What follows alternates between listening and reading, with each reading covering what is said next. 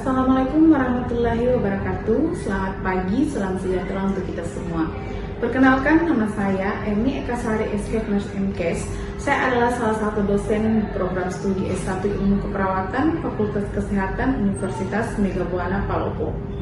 Perkenalkan, kali ini saya akan menjelaskan mata kuliah yang saya ampu, yaitu mata kuliah Pemenuhan Kebutuhan Dasar Manusia. Video ini dibuat untuk memenuhi salah satu persyaratan sertifikasi dosen tahun 2024, yaitu pernyataan diri dosen dalam unjuk kerja Tridharma Perguruan Tinggi atau PDD UKT-PT pada aspek pengajaran. Saya akan memulai untuk menjelaskan deskripsi dan informasi umum terkait mata kuliah Pemenuhan Kebutuhan Dasar Manusia.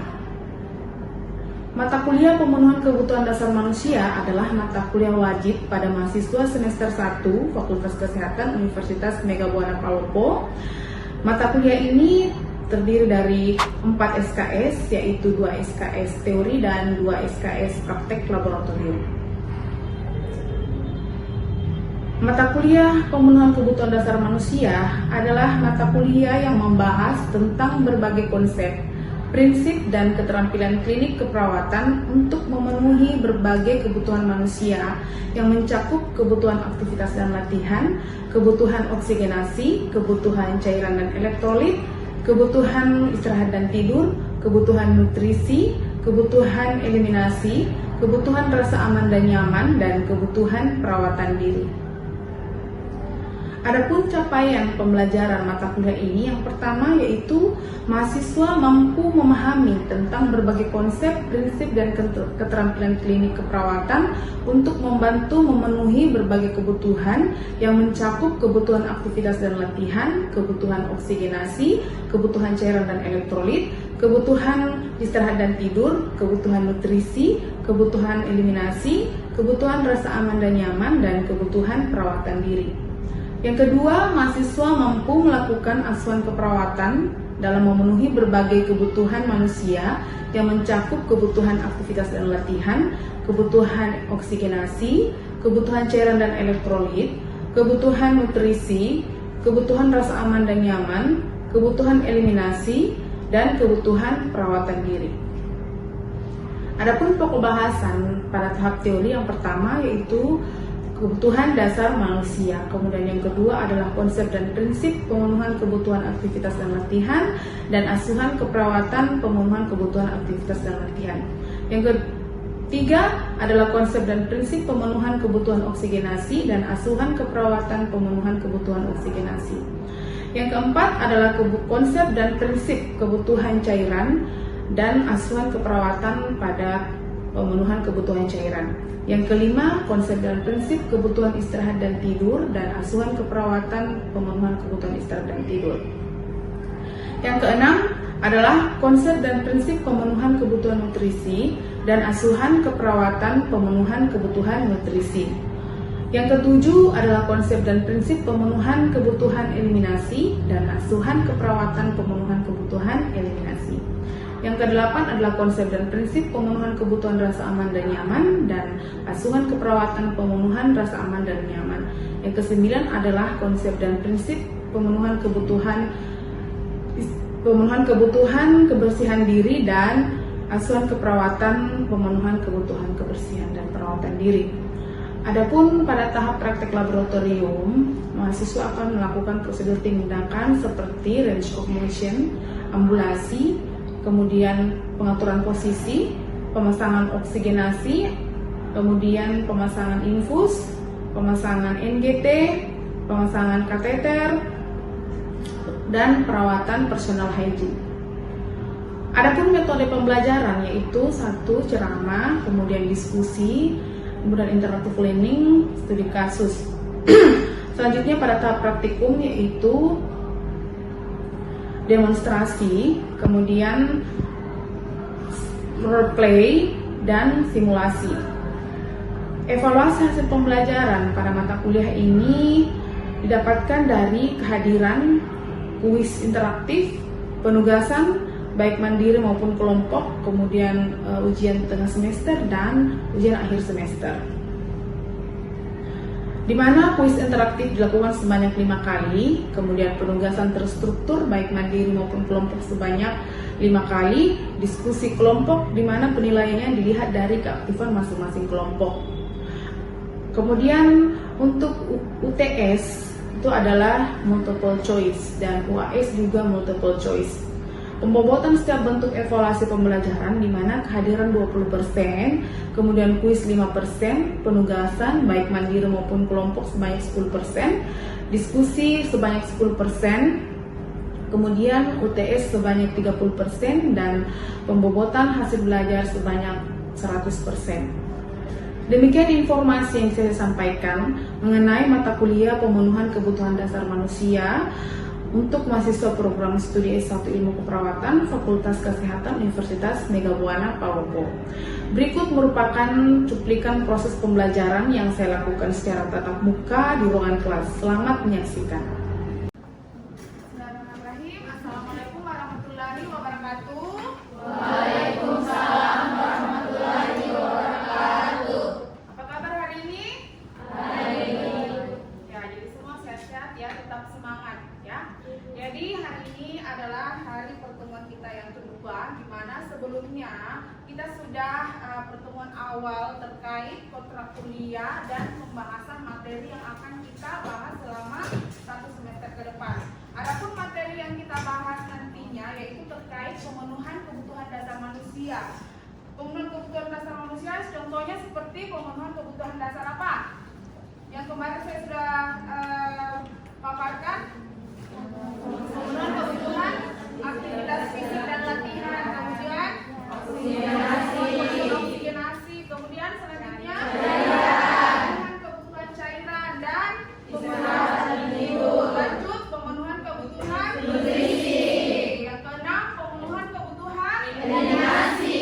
Kemudian yang ketujuh adalah pemenuhan kebutuhan rasa aman dan nyaman. Dan yang kedelapan adalah pemenuhan kebutuhan Jadi hari ini kita akan membahas terkait pemenuhan kebutuhan dasar manusia, yaitu konsep pemenuhan kebutuhan dasar manusia.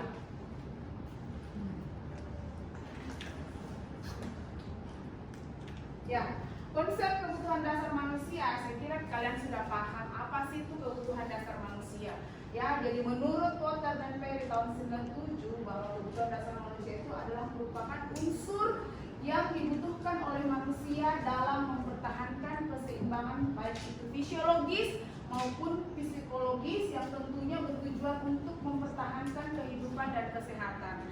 Artinya kebutuhan kita itu harus seimbang, harus hemostasis ya, karena kalau tidak seimbang berarti akan mempengaruhi kebutuhan yang kita perlukan. Kemudian selanjutnya ciri-ciri kebutuhan dasar manusia. Jadi manusia itu memiliki kebutuhan yang bersifat heterogen, artinya kebutuhan dasar manusia itu bersifat sama, ya. Tetapi setiap pada dasarnya memiliki kebutuhan yang berbeda terkait budaya, ya. Maka kebutuhan tersebut pun ikut berbeda. Misalnya ada di suatu wilayah yang tidak boleh makan telur misalnya, tidak boleh makan yang berdarah misalnya, tidak boleh makan daging, ya. Nah, karena itu tradisi budayanya dia, ya. Karena mungkin seperti kayak mitos, ya. Itu kan akan mempengaruhi kebutuhan dasarnya yang kita tahu kalau daging itu adalah sumber apa? Daging. Bukan. Protein kan, karbohidrat. Protein, ya. Yang itu dibutuhkan oleh tubuh, ya. Selanjutnya adalah faktor-faktor yang mempengaruhi kebutuhan dasar manusia. Yang pertama itu adalah penyakit, ya. Ada yang pernah sakit? Ada. Bagaimana kebutuhan dasarnya kalau sakit, Ki? Jadi penyakit ini adalah salah satu faktor yang mempengaruhi kebutuhan dasar kita. Penyakit dalam tubuh dapat menyebabkan pemenuhan kebutuhan tak, baik itu secara fisiologis maupun fisiologis dan psikologis, karena beberapa fungsi tubuh kita memerlukan pemenuhan kebutuhan lebih besar dari biasanya. Ya, jadi ketika kita sakit, otomatis kita akan memerlukan bantuan orang lain untuk memenuhi kebutuhan diri kita. Ya, karena kalau kita sakit itu artinya ada masalah di dalam tubuh, tak baik itu organ-organ, ya, secara fisiologis, karena kalau kita sakit juga berarti kita lemah dan bisa dipenuhi kebutuhan dasar tak, baik itu rumah ya seperti makan, minum contohnya. Sampai sini Pak? Paham. Lanjut, selain penyakit yaitu hubungan keluarga. Jadi hubungan keluarga di sini adalah di mana hubungan keluarga yang baik dapat meningkatkan pemenuhan kebutuhan dasar karena adanya saling percaya, merasa kesenangan, merasa bahagia dan tidak ada rasa curiga. Contoh, ketika kita sakit, pastinya kita tidak mau disuap kalau bukan keluarga kita. Mau diantar ke kamar mandi, tidak mau kalau bukan keluarga kita. Kenapa? Karena ada yang saling percaya. Ada nih, dia senang kalau keluarganya yang bantu. Dia bahagia kalau keluarganya yang bantu. Seperti itu. Lanjut, konsep diri. Konsep diri di sini adalah peran dalam pemenuhan kebutuhan dasar. Konsep diri yang positif, ya, itu akan mempengaruhi perasaan positif juga terhadap diri sendiri. Begitupun juga kalau kita berpikir negatif, itu akan mempengaruhi konsep diri kita. Karena orang yang merasa positif tentang dirinya, dia akan mudah berubah, mudah mengenali kebutuhannya, dan mengembangkan rasa hidup yang sehat sehingga mudah memenuhi kebutuhan dasarnya. Contoh, orang yang biasa olahraga, ya, dia tahu bahwa ini adalah kebutuhanku. Kalau saya olahraga sehat kan, itu berpikir positif. Jadi begitupun kalau kita berpikir negatif galau, ya, itu akan mempengaruhi konsep dirinya. Nggak mau makan galau nih, diputuskan pacarnya misalnya, itu akan mempengaruhi konsep diri kita. Lanjut, tahap perkembangan. Jalan dengan meningkatnya usia, manusia mengalami perkembangan. Jadi setiap tahap perkembangan tersebut memiliki kebutuhan yang berbeda, baik itu kebutuhan biologisnya, psikologisnya, sosial maupun spiritual, mengingat berbagai fungsi tubuh mengalami proses kematangan dengan aktivitas yang berbeda. Paham ini ya? Artinya tahap perkembangan, misalnya bayi, kan beda kebutuhannya dengan balita, beda kebutuhannya pada anak, beda pada orang dewasa, beda pada orang lansia, ya. Misalnya anak umur sebelum 6 bulan itu belum bisa diberikan makan, ya, karena pencernaannya itu belum matang, ya. Jadi dia nanti bisa diberikan makan ketika sudah umur 6 bulan. Jadi kebutuhannya itu berbeda setiap perkembangan. Paham ya? Paham. Lanjut. Ya, teori kebutuhan dasar manusia sebenarnya ini banyak. Ada menurut Abraham Maslow, ya. Jadi menurut Abraham Maslow itu ada teori aktualisasi diri, ada rasa aman, kemudian sudah mungkin ini ya. Kalau tahap kebutuhan dasar menurut Virginia Henderson, kan banyak itu kan teori-teori kebutuhan. Kalau teori Virginia Henderson ini dia membahas kebutuhan dasar manusia. Jadi dia menyimpulkan bahwa asuhan keperawatan dasar manusia pada setiap situasi keperawatan sehingga perawat dapat bekerja pada semua bidang yang khususnya di rumah sakit. Virginia Henderson merupakan ahli teori keperawatan yang penting dan memberi pengaruh besar pada keperawatan sebagai profesi yang mendunia. Henderson dia tidak menyukai bila pasien sebagai terima asuhan keperawatan tidak dilindungi dan dari malpraktek, sehingga Henderson berpikir bahwa profesi yang mempengaruhi kehidupan manusia harus memiliki fungsi yang jelas. Fungsi dari perawat adalah membantu pasien yang sehat dan sakit dalam memberikan kesehatan atau pemulihan atau kematian yang damai yang dapat dilakukan tanpa bantuan jika memiliki kekuatan, kemauan, pengetahuan dan dilakukan dengan cara kemandirian secara tepat. Jadi kita sebagai perawat nantinya di rumah sakit harusnya kita paham apa sih kebutuhan pasien. Jadi yang kita rawat bukan cuma pasien yang sakit, tapi pasien yang sehat pun. Kenapa? Untuk mempertahankan kesehatannya. Ya seperti orang tua di rumah sekarang kan tidak sakit, misalnya tidak sakit, ya, tetapi terus kita rawat, ya kita kasih tahu bahwa makan makanan yang sehat itu supaya mempertahankan kesehatannya. Ya, kemudian nanti di rumah sakit juga kita harus paham bahwa kalau pasien hipertensi misalnya dia tidak boleh makan yang tinggi lemak, tinggi protein misalnya, makanya itu dibatasi bahwa dia hanya bisa misalnya makan bubur saja, ya, sama tempe misalnya, sama tahu, meskipun itu ada proteinnya, jadi seperti itu. Lanjut, ya menurut Mubarak, ya. gagasan ini membagi kebutuhan dasar manusia menjadi 14 kebutuhan dasar. Yang pertama itu ada namanya bernafas normal, ya. Bernafas normal di sini adalah bantuan yang diberikan kepada klien oleh perawat dalam membantu memilih tempat tidur, kursi yang cocok, serta menggunakan bantal dan alas. Maksudnya begini, biasakan itu kalau pasien lagi merasa kayak tidak nyaman bernafas, kita memberikan posisi, ya, apakah itu ditaruhkan bantal di belakangnya, seperti pada saat kita memberikan pemegang oksigen kan diberikan posisi misalnya di folder, nah ini bisa diberikan juga seperti bantal dan alas sejenisnya agar dapat membantu pernapasannya baik kembali. Lanjut, makan dan minum, ya. Di mana makan dan minum yang cukup, perawat harus mampu memberikan penjelasan mengenai tinggi dan berat badan yang normal, kebutuhan nutrisi yang diperlukan, pemilihan yang penyediaan makanan dengan tidak lupa memperhatikan latar belakang dan sosial klien. Jadi harus ditahu bahwa berat badannya sekian, tinggi badannya sekian, berarti dia mengalami sangat kurus atau kekurangan nutrisi, kekurangan jadi biasanya itu harus seimbang antara tinggi badan dan berat badan untuk memenuhi kebutuhannya. Dia ini normal, dia dari tinggi badan dan berat badannya. Dia obesitas, dia gemuk sekali, ya. Apa yang dilakukan kalau dia obesitas? Apa yang dilakukan kalau dia kurus sekali? Ya, sini. Kemudian ada eliminasi. Nah, eliminasi di sini adalah buang air, ya, baik itu buang air besar, buang air kecil. Jadi perawat harus mengetahui semua saluran pengeluarannya, lewat mana saja itu cairan yang keluar, ya, dan bagaimana normalnya frekuensi pengeluarannya, ya, seperti keringat, ya, kemudian apalagi yang keluar urin, ya. Jadi harus ditahu di mana keluarnya ini urin, ya, di mana keluarnya ini BAB, ya, keringat. Saya kira itu kalian sudah paham. Selanjutnya adalah bergerak dan mempertahankan postur tubuh, di mana perawat harus mengetahui tentang prinsip-prinsip keseimbangan tubuh, apakah ini miring atau dia bersandar, ya.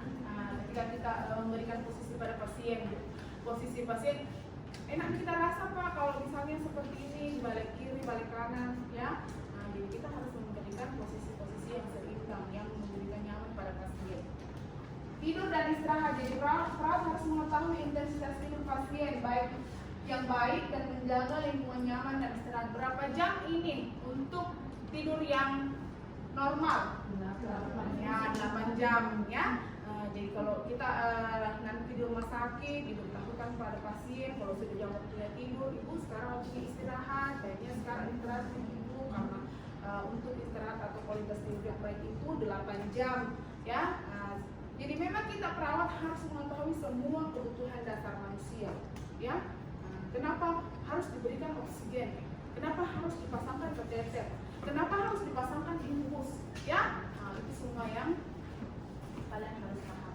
Lanjut, memilih pakaian yang tepat. Nah, di sini perawat dasarnya membantu memilihkan pakaian yang tepat. Artinya pakaian yang mudah menyerap keringat, yang tidak tebal, karena kalau tebal itu akan mempengaruhi ketidaknyamanan pasien, kan? Nah, jadi dia akan mudah berkeringat, tidak nyaman, ya. Jadi biasanya itu kalau dalam memilih pakaian, gunakan pakaian yang mudah menyerap keringat dan bahannya memang kain yang mudah menyerap keringat. Lanjut, mempertahankan tubuh dari kisaran normal dengan menyesuaikan pakaian yang digunakan. Jadi perawat harus mengetahui fisiologi panas dan bisa mendorong ke arah tercapainya kadar maupun dingin dengan mengubah temperatur, kelembaban udara, dengan memotivasi klien untuk meningkatkan atau mengurangi aktivitasnya, ya. Misalnya suhu ruangan AC, ya. Jadi kita harus tahu bahwa tidak boleh terlalu dingin saat ini, kurangi suhunya. Lanjut, menjaga kebersihan diri dan penampilan. Jadi perawat harus mampu memotivasi klien mengenai konsep-konsep kesehatan, bahwa kalau sakit klien tidak perlu untuk menurunkan standar kesehatannya dan bisa menjaga tetap bersih baik fisik maupun sehat. Jadi sekarang ini kalaupun menjaga kebersihan diri, karena kita tahu bahwa sumber penyakit juga itu bisa dari diri tak sendiri dan penampilan tak. Misalnya jarang diganti baju, tidak pernah dimandi, ya. Nah, itu akan mendatangkan penyakit. Kemudian kebutuhan rasa aman dan nyaman. Jadi perawat itu harus mampu melindungi klien atau pasien yang trauma dan bahaya yang mungkin banyak faktor yang mempengaruhi kalian tidak merasa aman dan nyaman. Nah, jadi misalnya di rumah sakit itu ada batas tempat tidurnya ya, jadi kita harus pastikan bahwa pasiennya aman, tidak jatuh sih, misalnya ya. Jadi dipasangkan nih apa lagi namanya, besi. Lanjut, berkomunikasi dengan orang lain dan mengekspresikan emosi, keinginan, rasa takut dan pendapat perawat menjadi penerjemah dalam hubungan klien dan tim kesehatan. Jadi biasanya di rumah sakit itu ada pasien-pasien yang misalnya dia tidak suka, ada hal yang tidak dia suka ya. Ketika dia tidak mau diberikan tindakan, jadi perawat itu berkomunikasi dengan tim lain. Kira-kira bagaimana solusinya supaya pasien ini bisa paham bahwa yang akan dilakukan ini akan mempengaruhi kesehatannya. Ya, seperti itu. Jadi kita juga harus pandai-pandai berkomunikasi, menerjemahkan apa yang diinginkan pasien ya. Dalam pengambilan keputusan tidak bisa kita sendiri, berkoordinasi dengan tim yang lain ya. Lanjut adalah beribadah sesuai dengan agama dan kepercayaan. Jadi perawat harus mampu menghormati klien dalam memenuhi kebutuhan spiritualnya dan meyakinkan bahwa kepercayaan dan keyakinan agama sangat berpengaruh terhadap upaya penyembuhan penyakit. Jadi biasanya itu ada rumah sakit memang yang setiap pagi ya didoakan semua tuh pasien, kayaknya di rumah sakit sini ya. Nah, jadi biasanya itu masuk di kamar-kamar, jadi berdoa bersama pasien ya, untuk agar pasien bisa sembuh dan percaya bahwa kebutuhan spiritual juga mempengaruhi proses penyembuhannya ya. Dan kita perawat juga harus selalu beritahu pada pasien, ibu berdoa gini, selalu berdoa ibu, karena dengan doa itu bisa kita kasih sembuh ya. Nah, kalau Allah kabulkan doa kita, bisa kita sembuh dari penyakit kita. Jadi jangan berputus asa, harus selalu berdoa. Jadi kita selalu berikan semangat sama pasiennya, seperti yaitu beribadah sesuai dengan agama. Lanjut, bekerja sedemikian rupa sebagai modal untuk membiayai kehidupan dalam perawatan dasar ya. Terhadap kebutuhan klien sangat penting, di mana sakit bisa menjadi lebih ringan apabila seorang dapat terus bekerja. Jadi biasanya ini ada terkadang orang yang tidak enak harus kalau tidak kerja ya, pokoknya dia harus kerja seperti berkebun, kalau tidak pergi kebun, tidak bekerja otot-ototnya sakit nih ya. Nah, terkadang seperti itu karena sudah kebiasaan ya. Nah, jadi bekerja sedemikian rupa supaya sakit kita ini bisa menjadi ringan ya, karena biasa orang itu kalau dia rasa sakit harus keluar keringatku misalnya, jadi pergi dia bekerja apapun saja dalam tubuh supaya keluar keringatnya, supaya merasa meringankan penyakitnya. Ada seperti itu, dan itu memang bagus karena penyakit itu harus dilawan. Yang sudah terbaring lemah tidak mau juga bergerak, lawan harus mengaku kaya jelasnya keluar keringat. Lanjut, bermain dan berpartisipasi dalam bentuk rekreasi. Jadi perawat mampu memulihkan aktivitas yang cocok sesuai umur, kecerdasan, pengalaman dan selera klien dan serta keadaan penyakitnya. Jadi rekreasi itu perlu ya, bermain itu perlu ya, tetapi sesuai dengan umurnya ya. Nah, tidak mungkin kita sudah kuliah mau kita bermain puzzle ya. Nah, jadi itu disesuaikan dengan umur. Kemudian yang terakhir adalah belajar. Jadi perawat itu dapat membantu klien belajar dalam mendorong usaha penyembuhan peningkatan kesehatannya dan memperkuat mengikuti rencana terapi yang diberikannya.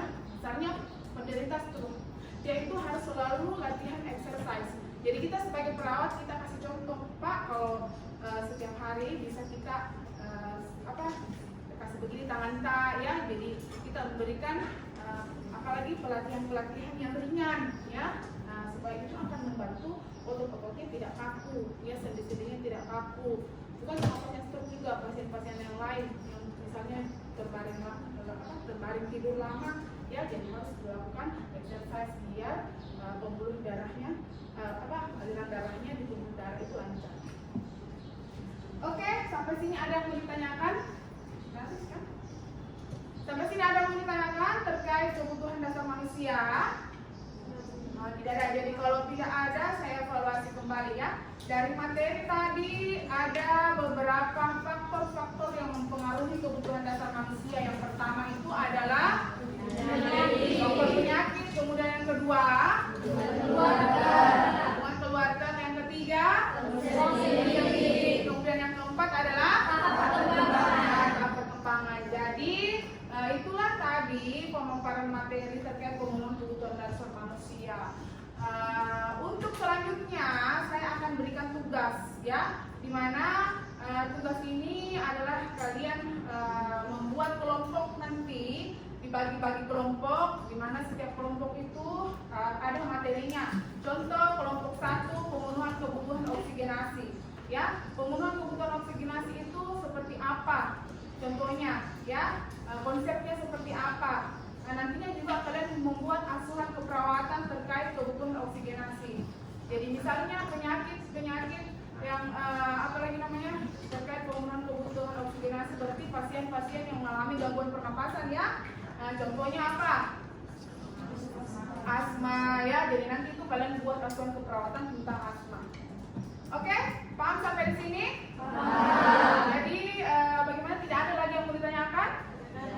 Tidak ada. Kalau tidak ada lagi, mungkin cukup sekian kuliah kita hari ini. Insya Allah kita ketemu lagi di pertemuan berikutnya. Saya ucapkan wabillahi taufiq wal hidayah. Wassalamualaikum warahmatullahi wabarakatuh.